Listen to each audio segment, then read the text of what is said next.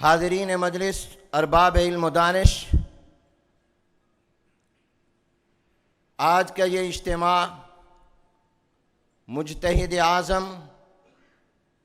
محدث اعظم، فقیہ اعظم، متکلم اسلام امام ابو حنیفہ نعمان بن ثابت رحمہ اللہ کی شخصیت و حالات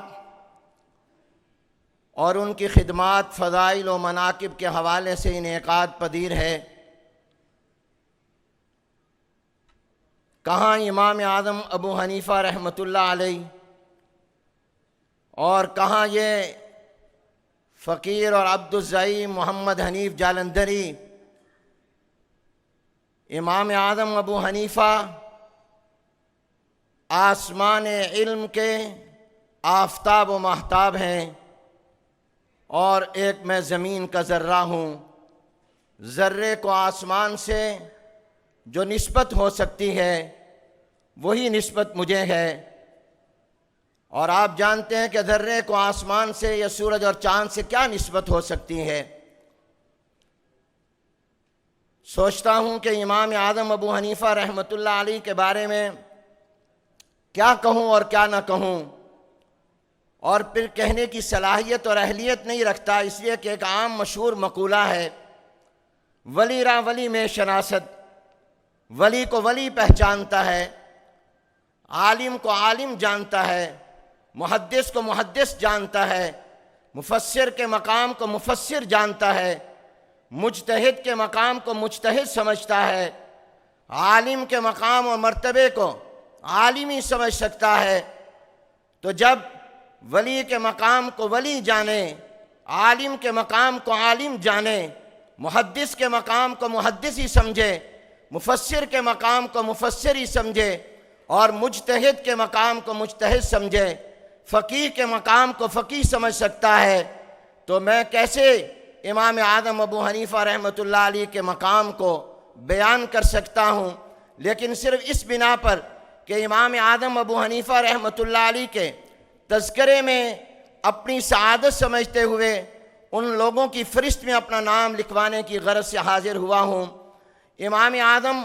ابو حنیفہ رحمۃ اللہ علیہ کو اللہ تبارک و تعالی نے جو مقام اور شان اور مرتبہ عطا فرمایا، اس کا ذکر آپ نے مجھ سے پہلے بھی سنا اور بعد میں بھی سنیں گے۔ میں مختصراً امام اعظم ابو حنیفہ رحمۃ اللہ علیہ جو ملت اسلامیہ کے عظیم محسن ہیں، جنہوں نے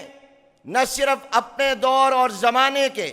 بلکہ آنے والے زمانوں میں بھی مسلمانوں کو دینی اور شرعی حوالے سے جو مسائل پیش آ سکتے تھے، انہوں نے 1400 سال پہلے ہی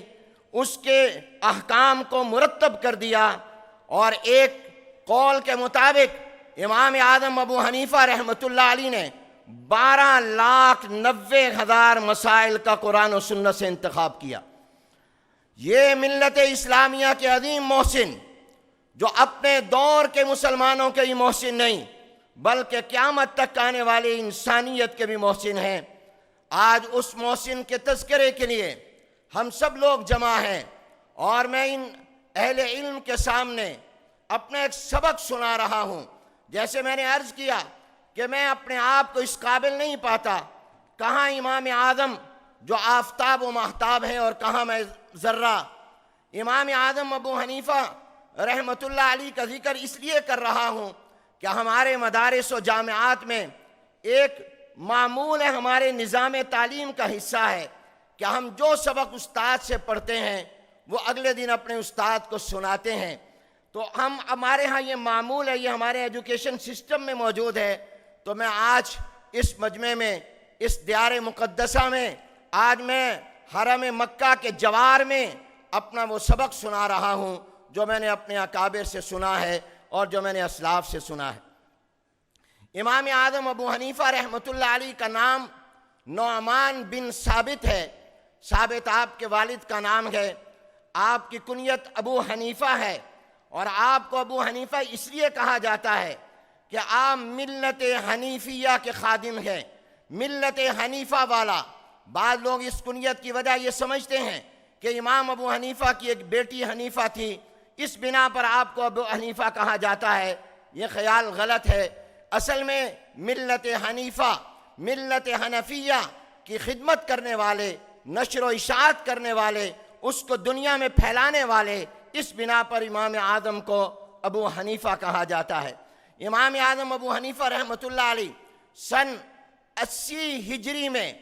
کوفہ کے شہر میں پیدا ہوئے، اور 80 ہجری کا معنی یہ ہے کہ رحمت عالم سرور کائنات حضور اکرم صلی اللہ علیہ وسلم دنیا سے پردہ فرما رہے ہیں۔ سن 10 ہجری میں گویا رحمت عالم حضور اکرم صلی اللہ علیہ وسلم کے دنیا سے پردہ فرمانے کے بعد، دنیا سے تشریف لے جانے کے بعد صرف 70 سال کے بعد امام ابو حنیفہ پیدا ہوئے۔ آپ 80 ہجری میں کوفہ شہر میں پیدا ہوئے۔ آپ کے جو دادا تھے وہ کابل کے رہنے والے تھے، افغانستان کا مشہور شہر کابل، وہاں کے رہنے والے تھے، اور اس دور اور زمانے میں کابل کو، ایران کو، خراسان کو، اس تمام علاقے کو فارس کہا جاتا تھا، اور یہ تمام کا تمام علاقہ جس میں ماوراء النہر آتا ہے، جس میں خراسان آتا ہے، جس میں آج کا افغانستان آتا ہے، جس میں آج کا ایران آتا ہے، اس تمام علاقے کو فارس کہا جاتا تھا۔ امام اعظم ابو حنیفہ رحمۃ اللہ علیہ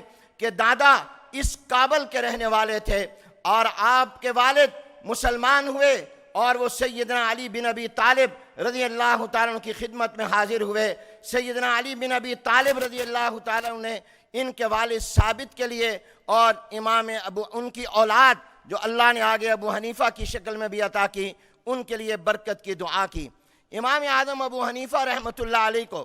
اللہ نے جو چند خصوصی امتیازات عطا کیے ہیں، میں اس وقت میں ان کا ذکر کرنا چاہتا ہوں۔ یوں تو امام اعظم ابو حنیفہ رحمۃ اللہ علیہ کو اللہ نے جو فضائل اور مناقب عطا کیے، جن خصوصیات سے نوازا، وہ بے شمار ہیں۔ چند ایک نمونے کے طور پر جن میں سے بعض کا ذکر ہو چکا، لیکن حضرت نعمان کا ذکر وہ کستوری ہے جس کو جتنی مرتبہ بھی چھیڑا جائے اور بیان کیا جائے، ہر دفعہ اس سے ایک نئی مہک ملتی ہے۔ میں چند امام ابو حنیفہ کی منفرد اور امتیازی خصوصیتوں کا اور فضائل کا ذکر کرنا چاہتا ہوں۔ پہلی وہی ہے جو ابھی شیخ نے یہاں پر بیان فرمائی کہ امام اعظم ابو حنیفہ رحمۃ اللہ علیہ کو یہ انفرادی خصوصیت حاصل ہوئی ہے کہ صحیحین بخاری اور مسلم کی جو روایت ہے، اس روایت کے اولین مصداق امام ابو حنیفہ رحمۃ اللہ علیہ ہیں۔ جیسا کہ آپ نے ابھی سنا، جب قرآن کریم کی سورہ جمعہ کی آخری آیت وَآخَرِينَ مِنْهُمْ لَمَّا يَلْحَقُوا بِهِمْ نازل ہوئی، تو سیدنا ابو ہریرہ رضی اللہ تعالیٰ عنہ اس روایت کو نقل فرماتے ہیں۔ بخاری شریف کی جلد ثانی میں یہ روایت صفحہ نمبر 727 پر موجود ہے۔ تو حضرت ابو ہریرہ رضی اللہ تعالیٰ عنہ فرماتے ہیں، ہم نے جناب نبی کریم صلی اللہ علیہ وسلم سے پوچھا کہ یا رسول اللہ صلی اللہ علیہ وسلم، وآخرین منہم لما یلحقوا بہم سے کون مراد ہے؟ آپ سے ایک مرتبہ سوال کیا، خاموش رہے۔ دوسری مرتبہ سوال کیا، آپ خاموش رہے۔ تیسری مرتبہ سوال کیا تو سرور کائنات صلی اللہ علیہ وسلم کے پاس حضرت سلمان فارسی رضی اللہ تعالیٰ عنہ تشریف فرما تھے، وہ بیٹھے ہوئے تھے۔ حضور علیہ السلام نے سلمان فارسی پر اپنا مبارک ہاتھ مار کر فرمایا اور یہ الفاظ ارشاد فرمائے، لو کان الایمان عند الثریا لنالہ رجال او رجل من ہؤلاء، کہ اگر ایمان ثریا ستارے پر بھی پہنچ جائے تو کچھ لوگ یا ایک آدمی اس سلمان فارسی کی قوم میں سے وہاں سے جا کر کبھی ایمان لے آئے گا۔ یہ بخاری شریف کے الفاظ ہیں، جبکہ مسلم شریف کے الفاظ یہ ہیں، لو کان الدین عند الثریا لذهب به رجل من فارس او قال من ابناء فارس حتى يتناوله۔ اور مسند احمد کی روایت میں الفاظ یہ ہیں، لو کان العلم بالثریا لتناوله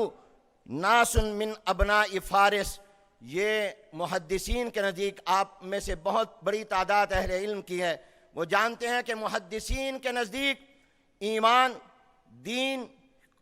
اسلام، یہ تمام ایک دوسرے کے ہم معنی ہیں، یہ مترادف ہیں۔ تو رحمت عالم حضور اکرم صلی اللہ علیہ وسلم نے فرمایا، اگر ثریا ستارے پر ایمان ہوگا، اگر ثریا ستارے پر اسلام ہوگا، اگر ثریا ستارے پر دین ہوگا، اگر ثریا ستارے پر علم ہوگا، تو ابنائے فارس کے بچوں میں سے، فارس کے ابناء میں سے اس کو وہاں سے بھی جا کر ایک یا چند لوگ لے آئیں گے۔ علامہ جلال الدین سیوطی رحمۃ اللہ علیہ جو کہ شافعی المسلک ہیں، علامہ جلال الدین سیوطی شافعی رحمۃ اللہ علیہ فرماتے ہیں اقول بشر النبی صلی اللہ علیہ وسلم بالامام ابی حنیفہ فی الحدیث الذی اخرجہ ابو نعیم فی الحلیہ۔ فرماتے ہیں علامہ جلال الدین سیوطی تبیین الصحیفہ بمناقب ابی حنیفہ میں کہ اس حدیث کا اندر حضور علیہ السلام نے امام ابو حنیفہ کی بشارت دی ہے۔ اور اسی طرح امام ابن حجر المکی شافعی رحمۃ اللہ علیہ الخیرات الحسان میں فرماتے ہیں ان الامام ابا حنیفہ هو المراد من هذا الحدیث ظاہر لا شک فیہ، کہ اس حدیث میں امام ابو حنیفہ کے بارے میں فرمایا گیا ہے۔ تو امام ابو حنیفہ رحمۃ اللہ علیہ جناب نبی کریم صلی اللہ علیہ وسلم کی اس حدیث مبارکہ کا اول مصداق بنے، اور بہت سے لوگوں کو اللہ نے یہ سعادت دی، مگر اس کے اولین مصداق اول وہ امام ابو حنیفہ رحمۃ اللہ علیہ ہیں۔ تو یہ پہلی خصوصیت ہے امام اعظم ابو حنیفہ کی۔